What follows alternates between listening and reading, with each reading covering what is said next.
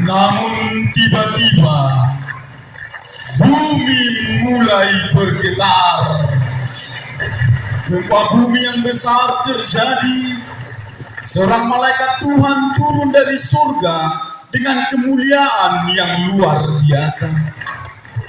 Ia datang mendekati kubur itu dan dengan kuasa dari Allah menggulingkan batu besar yang menutupnya. Kubur itu pun terbuka.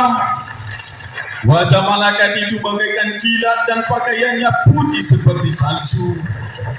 Para prajurit gemetar ketakutan.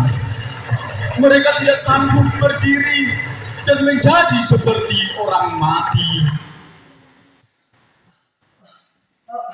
Apa itu? Aku takut.